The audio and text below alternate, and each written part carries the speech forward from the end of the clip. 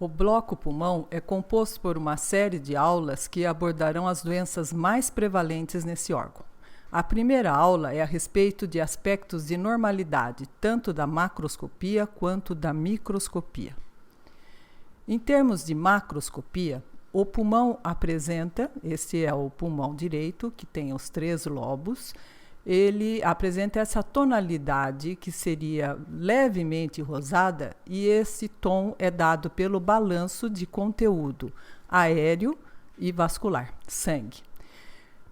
Isso quer dizer o seguinte: quando nós temos, por exemplo, doenças como uma pneumonia, que vai aumentar muito o afluxo de sangue para o pulmão pela inflamação, ele vai se tornar de um tom bem vermelho, por exemplo, semelhante ao fígado, uma consistência semelhante ao fígado. Então, essa tonalidade levemente rosada denota um equilíbrio normal entre o conteúdo aéreo e o conteúdo de sangue no pulmão. O pulmão é revestido por uma pleura visceral que tem que ser como esta, brilhante, fina, transparente. Quando ela está inflamada, por exemplo, ela vai apresentar fibrina, aspecto como se fosse um véu em cima dessa pleura, ou fibrose. No pulmão, nós temos um sistema todo de condução de ar, que é essa parte dos brônquios e bronquíolos, essa via respiratória, que termina depois na parte aqui onde há troca gasosa, essa parte funcional do pulmão, que é a parte dos alvéolos. Nessa parte brônquica, nós temos, então, o primeiro seria os brônquios segmentares. Esses brônquios segmentares, que tem cada lobo, vai ter, por exemplo, aqui representando o pulmão direito, 3 brônquios segmentares. Cada brônquio segmentar vai dar origem, mais ou menos, a 5 subdivisões. Depois, essas darão origem a outras 15 subdivisões e assim por diante. Até que teremos os bronquíolos, que também terão suas subdivisões, terminando depois nos alvéolos. Esse aspecto é interessante dessas subdivisões, tanto como vocês veem, por exemplo, aqui esse brônquio segmentar, dando origem a esse segmento aqui no lobo superior, o apical. Então, essas subdivisões em segmento, baseado nesses brônquios segmentares, tem importância para a imagem, para a cirurgia, porque você pode localizar a doença no pulmão. Entretanto, para o ponto de vista anatomopatológico, isso não é tão detectável, visto que essas regiões não são separadas por estruturas exatamente como aqui, nessa divisão interlobar, onde é nítido que você tem uma diferença. Mas elas são importantes e serão abordadas principalmente nas aulas de imagem, onde vai se poder localizar exatamente onde está a doença. Em termos de histologia, é importante notar que os brônquios têm uma estrutura bem armada, rígida, porque ele contém externamente essas cartilagens que são incompletas.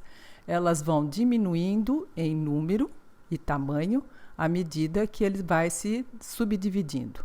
De tal modo que quando nós temos essa subdivisão, dando origem aqui os bronquíolos, eles deixam de ter cartilagem. Vejam, elas vão diminuindo, se espaçando, até que nos bronquíolos não existe cartilagem. Quando chegamos nessa altura do bronquíolo respiratório, aqui então nós, que advém do bronquíolo terminal, nós temos uma parede onde numa parte dela já tem origem os alvéolos. Então, uma parte seria com aspecto de bronquíolo e os alvéolos. Há os ductos alveolares e, no fim, os alvéolos, onde tem todos aqui a troca gasosa, mas nós vamos ter também nesses outros que se originam no bronquíolo respiratório. Em termos de histologia, existem diferenças importantes entre o brônquio e o bronquíolo, e isso é interessante conhecer e estar bem presente na mente, porque vai tornar fácil o entendimento das doenças, principalmente das pequenas vias aéreas, a implicação que isso tem na obstrução das vias aéreas. Então, vejam que o brônquio ele tem essa estrutura bem armada, que impede que ele se colapse facilmente, uma luz ampla, né? Ele tem as cartilagens.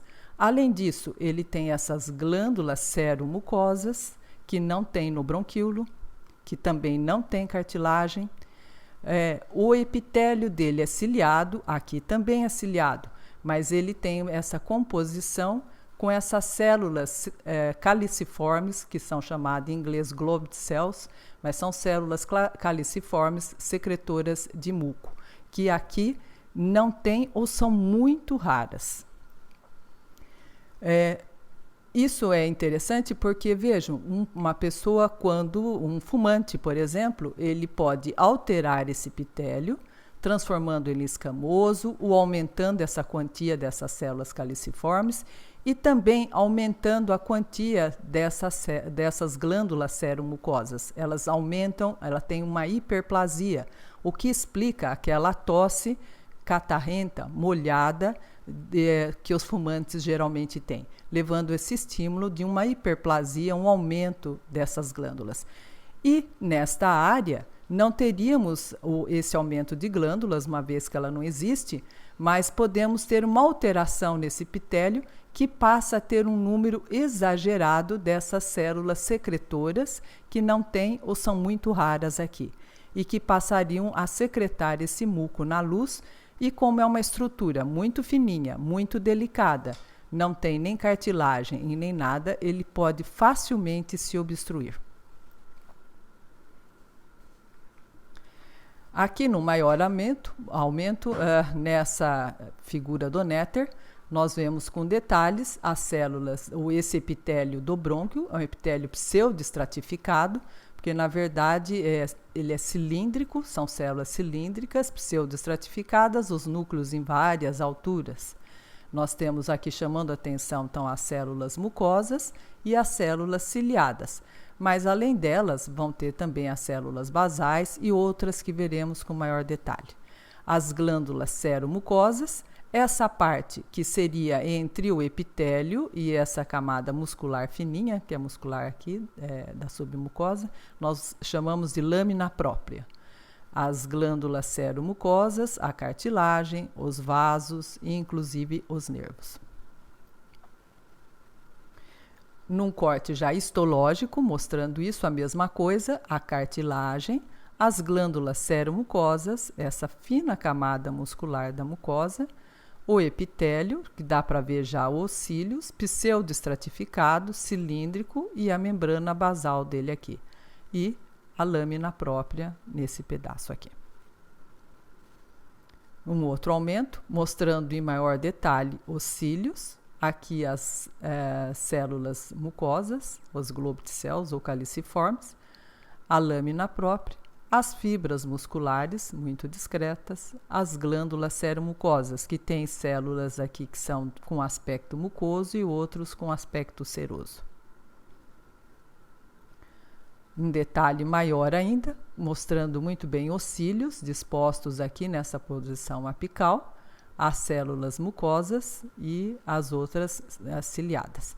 Mas, na verdade, embora elas se pareçam todas aqui, na ultraestrutura, essas células ciliadas, elas têm as ciliadas mesmo, nas caliciformes, mas tem outras que são as serosas, que você não consegue distinguir aqui, que produz também secreção, são menos abundantes, porque muito mais abundantes são as ciliadas e as mucosas. Mas nós podemos encontrar também as serosas, células neuroendócrinas, que vão dar origem a determinados tipos de tumores muito agressivos do pulmão, que nós não conseguimos ver aqui nesse aumento no HE, mas que é visível aqui na ultraestrutura.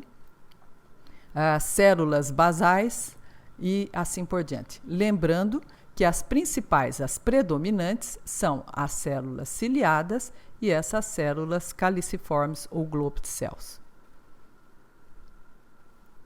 Já no bronquíolo, como nós falamos anteriormente, é uma estrutura muito mais delicada, além de pequeno. Histologicamente, também temos esse seguinte aspecto. Tanto o bronquíolo quanto o brônquio, vale enfatizar, brônquio ou bronquíolo, eles andam sempre juntos com artéria e arteríola, certo? Então, esse é um conjunto que é importante nós lembrarmos que está sempre junto, porque uma vez que nós observamos a artéria e não detectamos o bronquíolo, é porque ele desapareceu, no sentido, provavelmente sofreu uma inflamação, fibrose, e essa luz deixou de existir. Se nós tivermos a artéria e não o bronquíolo e não observarmos a artéria, aconteceu algo aqui.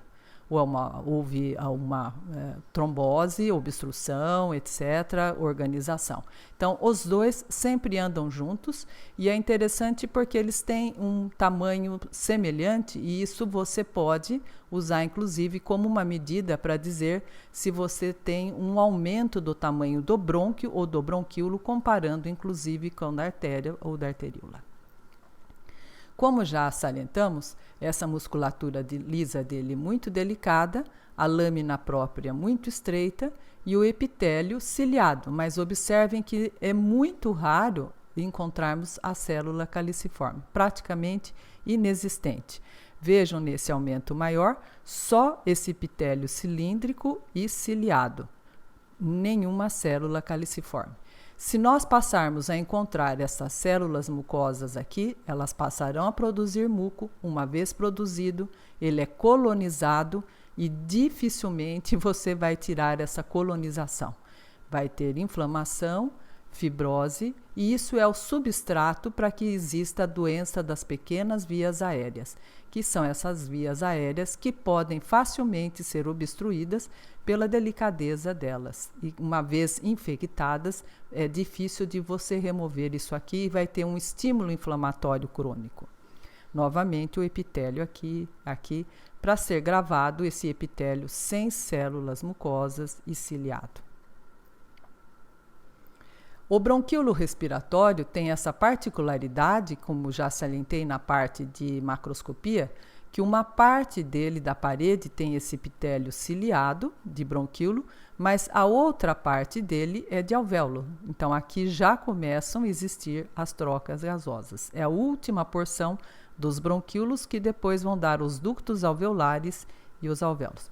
Observem novamente um bronquíolo respiratório, portanto aqui com os seus alvéolos acoplado aqui, e do lado já uma arteríola, sempre junto.